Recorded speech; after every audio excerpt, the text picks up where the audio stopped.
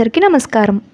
ఈరోజు మన వీడియోలో కాకరకాయ ఫ్రై చేదు లేకుండా అది కూడా టేస్టీ అండ్ ఈజీగా ఎలా చేయాలో చూసేద్దాం. ఫ్రెష్గా ఉన్న కాకరకాయల్ని ఈ వీడియోలో చూపించిన విధంగా నీట్గా చక్రాల్లాగా కట్ చేసుకోవాలి. కట్ చేసుకున్న ఈ కాకరకాయ ముక్కల్లో చేదు పోగొట్టడానికి కొంచెం సాల్ట్ అలాగే నిమ్మరసం కూడా పిండి బాగా కలుపుకోవాలి. ఈ ముక్కల్లో సాల్ట్ అండ్ నిమ్మరసం వేయడం వల్ల మ్యాక్సిమం చేదంతా ఇక్కడే పోతుంది. ఇంకా మన ఛానల్ని ఎవరైనా సబ్స్క్రైబ్ చేయని వాళ్ళు ఉంటే సబ్స్క్రైబ్ చేసేయండి. ఇలా టేస్టీగా చేదు లేకుండా కాకరకాయ ఫ్రై చేయాలంటే ఈ వీడియో లాస్ట్ వరకు చూసేయండి.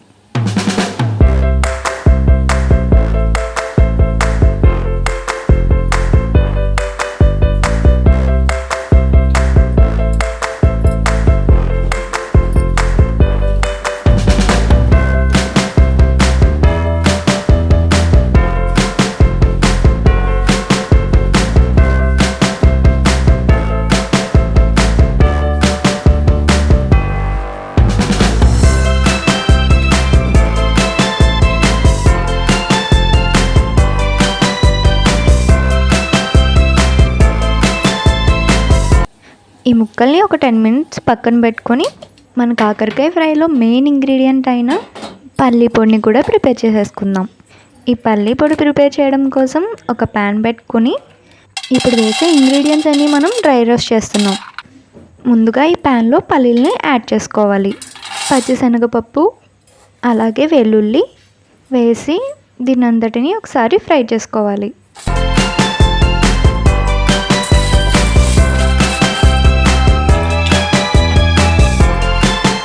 ఈ ఇంగ్రీడియంట్స్ అన్నీ కొద్దిగా డ్రై రోస్ట్ అయ్యాక దీనిలో జీలకర్ర కూడా యాడ్ చేసుకొని రోస్ట్ చేసుకోవాలి.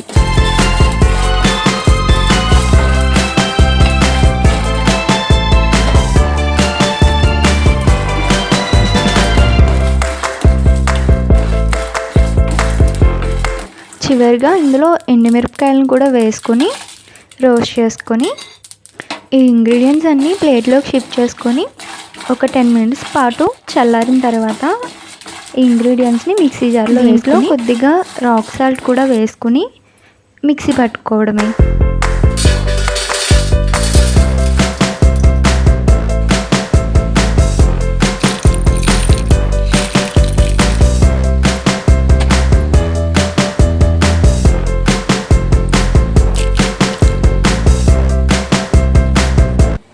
దీన్ని మిక్సీ పట్టేటప్పుడు బాగా ఫైన్ పౌడర్లా కాకుండా ఈ వీడియోలో చూపించిన విధంగా కొద్దిగా పలుకు ఉండేలాగా మిక్సీ పట్టుకోవాలి. సో దట్ మనం తినేటప్పుడు అవి క్రంచీగా మనం పంటికి తగిలిచి చాలా టేస్టీగా అనిపిస్తాయి. వన్స్ ఈ పౌడర్ని ప్రిపేర్ చేసుకున్నాక ఇక కాకరకాయలను కూడా ఫ్రై చేసేసుకోవడమే. దీనికోసం ఒక ప్యాన్ పెట్టుకుని ఆయిల్ వేసుకుని ఆయిల్ బాగా హీట్ అయిన తర్వాత దీనిలో వెల్లుల్లి రెబ్బలను కూడా యాడ్ చేసుకొని బాగా ఫ్రై చేసుకోవాలి.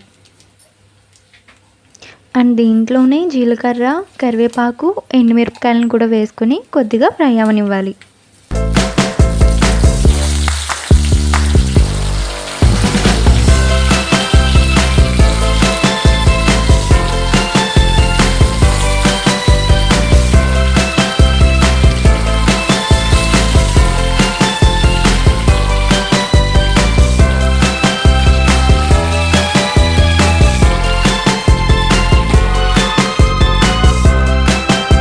తర్వాత దీంట్లో మనం ముందుగా కట్ చేసి పెట్టుకున్న కాకరకాయ ముక్కలను కూడా యాడ్ చేసుకుని బాగా కలిపి ఫ్రై అవనివ్వాలి.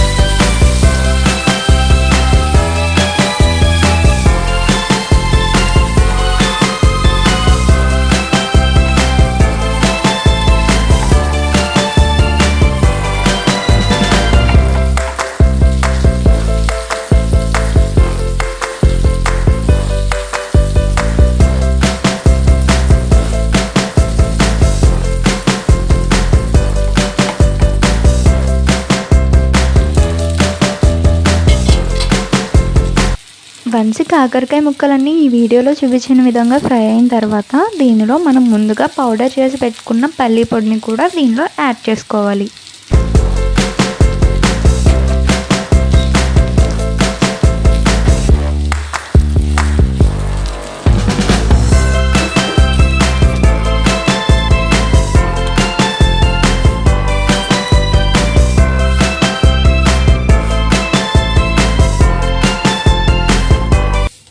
ఈ పొడిని బాగా కలిపిన తర్వాత దీంట్లో స్పైస్ లెవెల్కి తగినట్టు కారం కూడా యాడ్ చేసుకొని బాగా మిక్స్ చేసుకోవాలి. ఇక చివరిగా స్టవ్ ఆఫ్ చేసుకుని వేరే ప్లేట్లోకి షిఫ్ట్ చేసుకుంటే టేస్టీగా ఉండే కాకరకాయ ఫ్రై రెడీ అయిపోయినట్టే. ఇలా చేసి పెడితే కాకరకాయ అంటే ఇష్టం లేని వాళ్ళు కూడా కాకరకాయకి ఫేవరెట్ అయిపోతారు. మరి మీరు కూడా ఈ టేస్టీ రెసిపీని ట్రై చేసి దీని టేస్ట్ ఎలా వచ్చిందో కామెంట్స్లో చెప్పండి. అండ్ మీకు ఈ రెసిపీ చేయడంలో ఇంకా ఏమైనా డౌట్స్ ఉంటే కామెంట్ బాక్స్లో నన్ను అడగచ్చు. ఈ కాకరకాయ తినడం వల్ల చాలా వరకు హెల్త్ బెనిఫిట్స్ ఉన్నాయని అందరికీ తెలిసిన విషయమే కదా. సో మరి ఇంకెందుకు లేటు, ఈసారి ఈ వీడియోలో చూపించిన విధంగా కాకరకాయ ఫ్రై ట్రై చేసేయండి. మరి మన ఈ వీడియోని లైక్ చేసి మరిన్ని వీడియోస్ కోసం మన ఛానల్ని సబ్స్క్రైబ్ చేసేయండి. Thank you so much for watching.